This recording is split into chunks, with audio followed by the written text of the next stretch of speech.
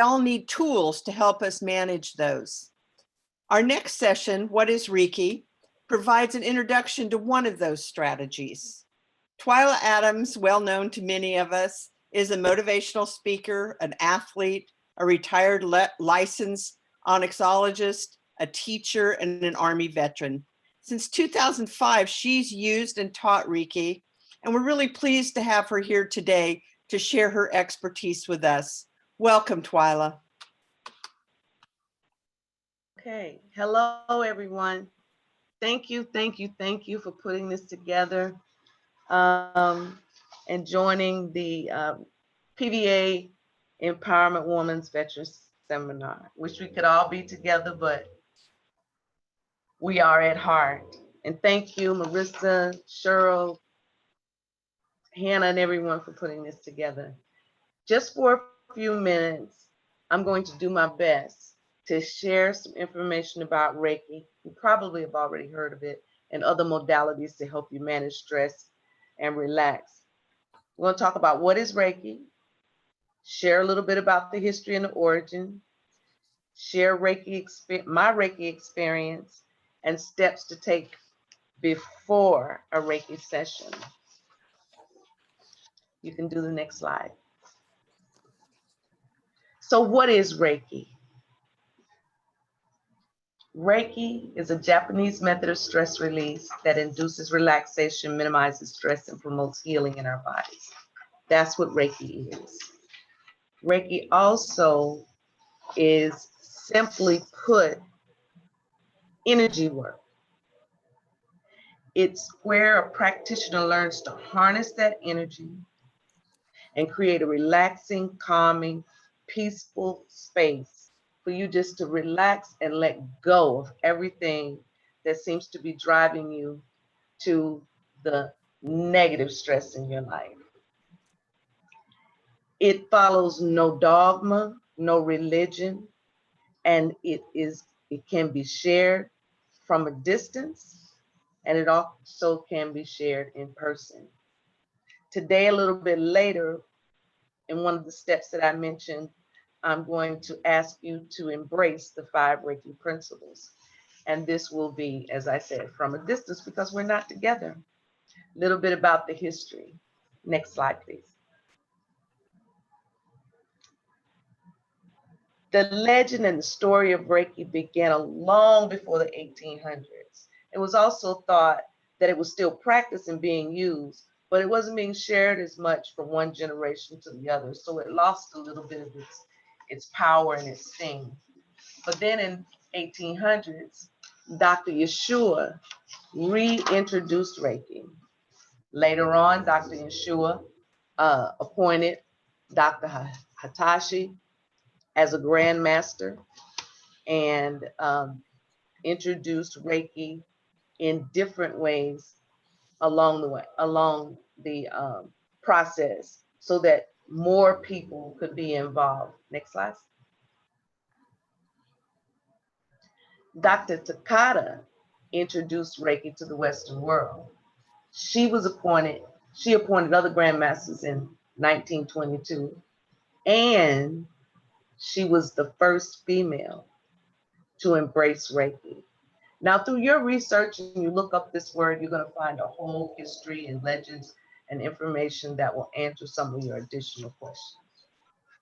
As you see in this slide, it says that currently, back in 2015, that there were 50 million Reiki masters and over 1 million practitioners. With all of those people becoming Reiki interested and sharing this positive energy with everyone, it began to be used in hospitals as an alternative therapy for treatment of physical and mental, emotional dis-ease. And I think that's a good idea because along the way, I also learned and was introduced to Reiki, as Cheryl said back in 2005. I was on a quest to find alternative methods to manage my stress and pain. Just something to complement my current regime. Now, the first thing I did, I spoke with my primary doctor, my VA primary doctor, to get his opinion. He said, well, it might help you to relax. I also checked with my massage therapist, my chiropractor, and my acupuncturist, because I see us as a team working together to keep me healthy and keep me focused on the things that will promote my physical recovery and mental recovery better. I located a therapist. She conducted a consultation over the phone, and she considered that I take advantage of a few steps to raise my vibration and my energy to help me relax more for the session. Next slide. She gave me 32 different ways to raise my vibrations, and I picked about 10. As you look over this list, you'll be surprised to know that these simple adjustments, intentions will change the way you feel, the way you respond. For example, I stopped watching television because to me, telling a vision to my subconscious when I'm stressed out that might be negative or violent is not a good thing. I know you see the first one says minimize or stop eating meat. I prefer a vegan diet anyway, but I do eat meat occasionally. And what I find is it slows down my digestive system and it makes me a little bloated and uncomfortable. So before the session, she suggested that I stop eating and just embrace more vegetables, fruits, and lots of water so that I could ease my system. And as I said, help me relax during the session.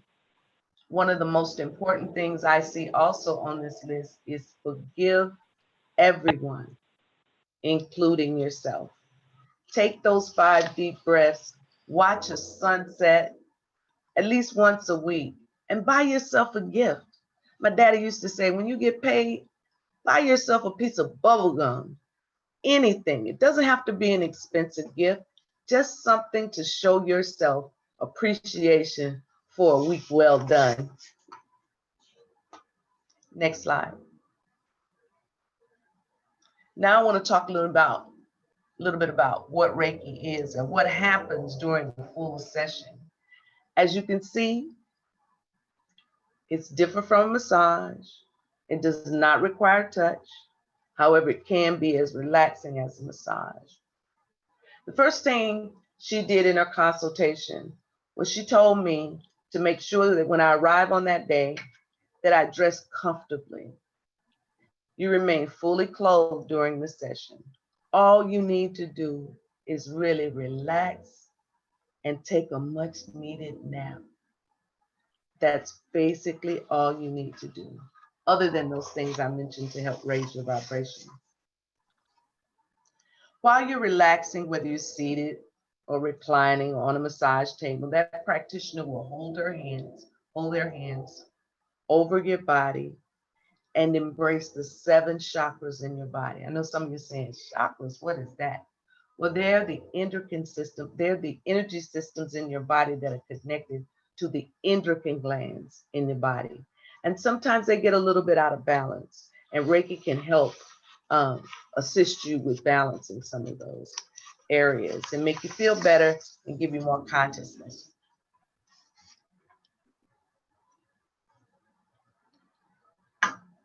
After you've had a session, after your chakras have been aligned and it's completely over, people normally say they feel more relaxed, euphoric, and I've been told that they can feel the warmth from my hands, creating that warm, relaxing, calming feeling. I suggest also, and my therapist suggested, that after a session, treat yourself well. Eat a good meal of whatever you want. Continue to hydrate. And remember to be extra kind to yourself. And most importantly, be kind to others. With the time we have left, I want to ask you to embrace the 5 Reiki principles. This is something that I do every day to switch on my brain toward gratitude and for the greatest and highest good of all humanity. When we set our intentions to do these things, it causes a shift in our thought process. Breathing deeply causes a shift in our physical being. Try that right now. Just take a deep breath.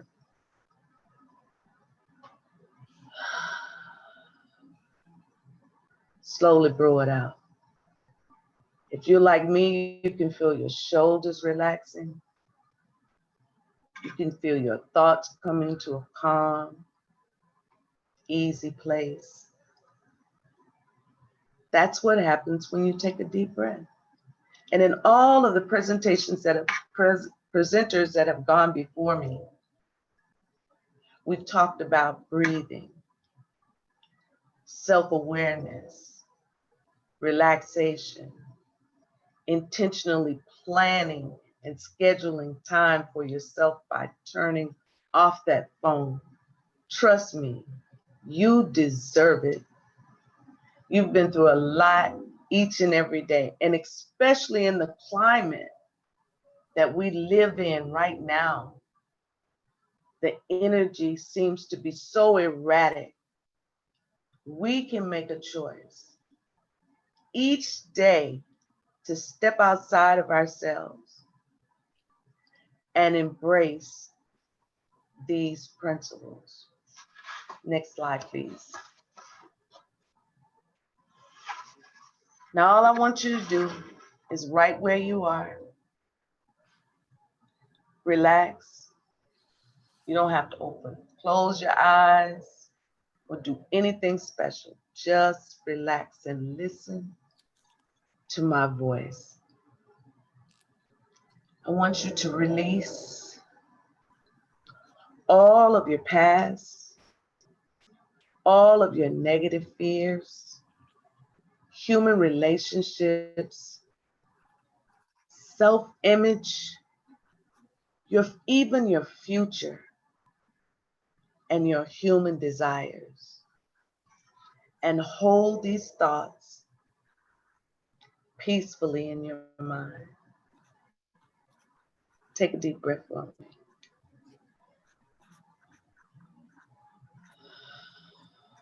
Blow out all those past negative fears, human relationships, because you are great, you are special, you are self-aware, and everything that you're dealing with right now,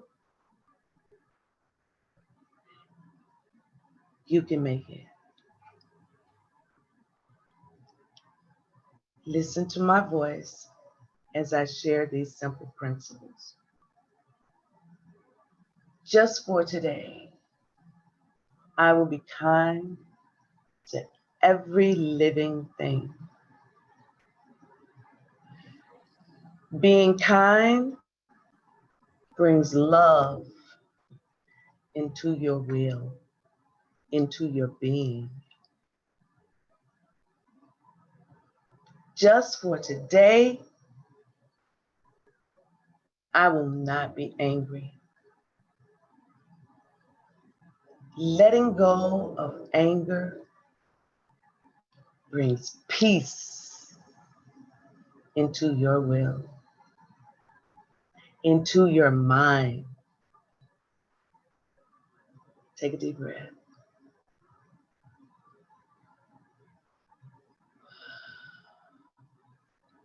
Just for today, I will not worry, because letting go of worry brings healing into the body.